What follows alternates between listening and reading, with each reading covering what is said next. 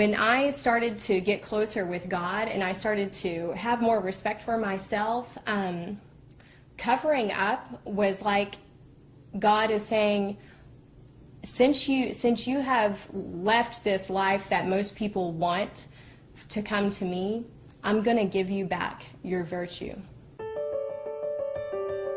After Nicole converted to Islam, she and Hassan found a deeper appreciation for each other, fell in love, and were married. But Nicole was faced with more new challenges that converting to Islam often brings, including an awkward period with her parents and family. When we were getting married, they didn't know how to feel. They didn't know, like, is she doing this because of that man? They didn't really know my husband that well. And they were questioning everything. Like, did she do this for this guy? They kind of took it really hard, and it was a struggle for them. But so when we got married, I think that was really hard for them, and they felt like, we can't support this, we don't want to be there, and we don't want to support this. And I think that now maybe they wish that they wouldn't have been that way, because now they love my husband. They think he's great. He loves to do everything that they want to do. I used to think that one day she's gonna say, I'm not gonna be Muslim anymore. This is too complicated for me. I used to think that more in the beginning of our relationship, like right after we get married, but now I feel more comfortable about it. I feel she has a strong belief about her religion, and she's not gonna just drop the ball and walk away. So this is too complicated for me. I feel like we are definitely a team when it comes to keeping each other with our religion. We have to keep each other on the right path, and I think that's kind of one of the big purposes of a Muslim married couple, is that you keep each other on this direction whenever we're facing different challenges, because you are going to face challenges living in America and then trying to live as a Muslim. So we help each other kind of resist the temptations that we face.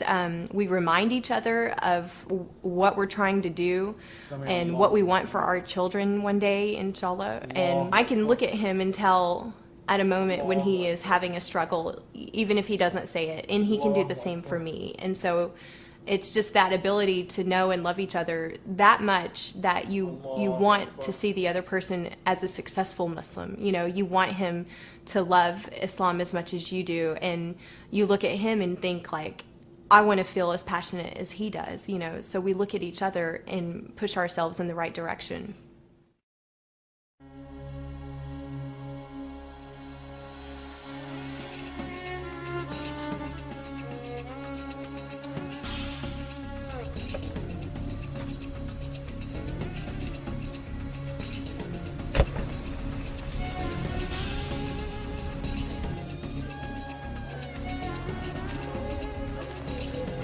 This is the main foyer area for the Islamic Association of North Texas.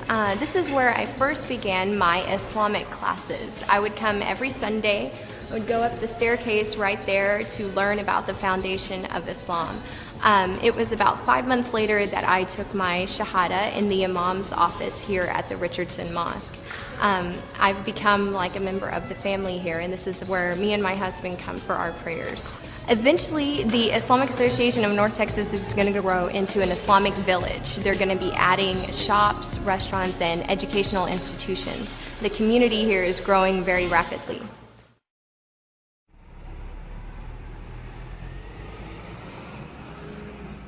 Daily, we probably don't live the typical life of a Muslim couple. We're usually not home together having a big meal every night and things like that. We usually have something that we have to work on. I would say it's a little different than the typical Muslim family who's home together a lot and who kind of has, like, it's a little easier lifestyle that they have compared to ours. Everything that we do, we make a decision like, is this what God would want us to do? Is this where He'd want us to be? I love barbecue, so we buy halal chicken and we have barbecue out on the patio and we invite friends over. We take the right choices by who our friends are. We take the right choices about where we're going to buy our barbecue chicken at, but we still do it. I mean, it's a way of life, but it doesn't mean you don't have one. Have some iced tea. This looks really good. Hi there. Hey, Welcome to our ranch. thank you so much. Thank you like for you're having having us. Looks like you're ready to ride. Yeah, we're ready to Well, go. let's go find the horses. All Around right. the barn. Registered paint.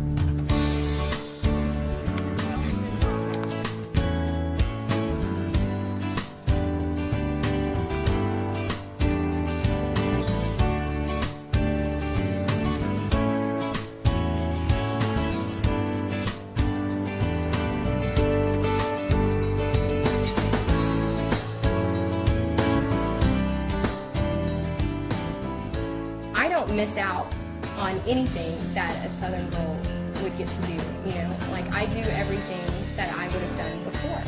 I just find a way to do it, and so I can still be Muslim, and I can still go horseback riding with my husband out at a ranch. You know, we do that frequently.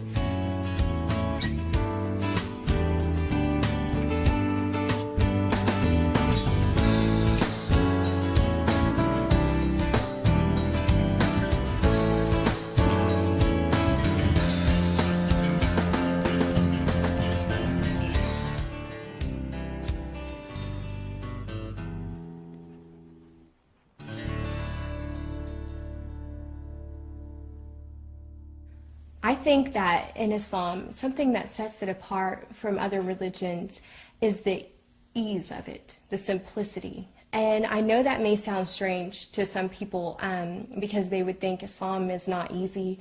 Look at how difficult your life is, you know, with this religion and how challenging it is. But the simplicity that I'm speaking of is when you need to make a decision, and when you're going somewhere, and when you're buying clothing to wear, when you walk out the door, Islam helps you to make the decision to respect yourself. I think that Islam takes you and your personality and it washes it off. When I became a Muslim, it was like somebody gave me a bath. It was like what Christians follow is a baptism. I think that in Islam, like I said, it's kind of like you wake up from the nightmare that you were living, and you get to wake up and live the life that you were meant to live. So besides the photography, I tried to give back a little bit to the community and to the people about converting to Islam and about being an American Muslim. So what I thought of was all of the different challenges that I had faced when I was converting, and wanted to create a website that would help people who were also going through those same difficulties. So one of the biggest challenges that I faced when I was converting was finding my identity. As an American Muslim, you don't really feel a lot like an American anymore. You feel like you don't quite fit in with your friends and family the way that you used to.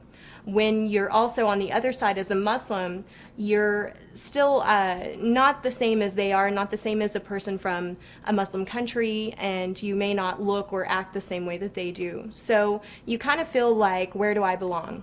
So I made another site, and it's a blog page that helps define a little more of the Muslim American identity. So I have articles and stories and videos on there just describing who we are as American Muslims, because my goal with that site is to give us a more positive representation and to make it to where the first thing that someone thinks of when they think of a Muslim is going to be completely different than what they think now. I find that here in America, I know that people think it must be hard to be a Muslim that's an American living in America. And I did find out what it's like to be treated different, to be looked at by your own people as somebody that's foreign. And I am very proud to be American. I'm all about being an American and being a Muslim. This is a faith. It's a religion. It's not a race. It's not, you know, what color of skin I am. It's not anything like that. It's just a faith that I follow. It's a lifestyle that I live. So I kind of feel bad for people when all that they know is completely wrong from what we stand for. Assalamu alaikum. Sisters, thank you so much for coming. And so I really devote a lot of time and a lot of energy to speaking out to people about being an American Muslim and about how this is a different aspect. This is a different aspect of Islam than they've ever seen. You know, this is people who only know and only live the faith.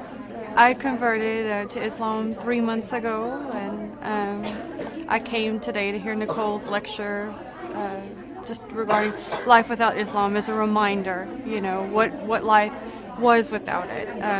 Everything that she said, you know, I couldn't relate, you know, because I understand what cultural norms there are here in the West, and how it contrasts with, you know, the ideals of the religion.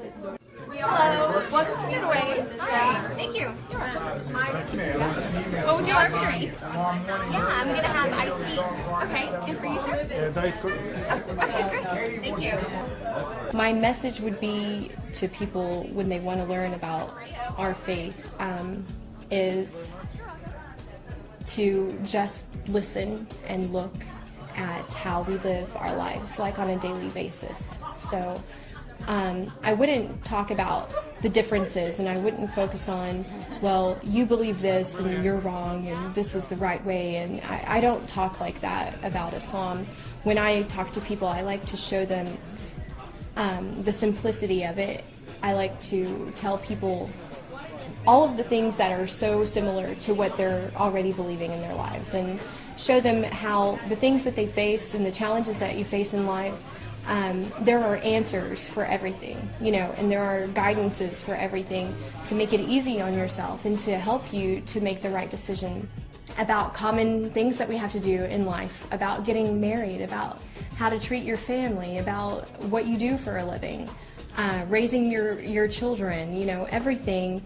There is a guidance in this faith to help you to be the best person that you can be in whatever you do.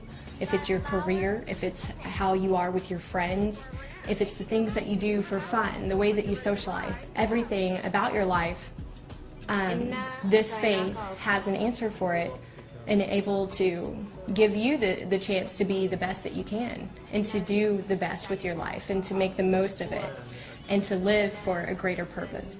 One of the biggest messages that people don't really notice and that isn't projected is that it is simple answers to your life's problems.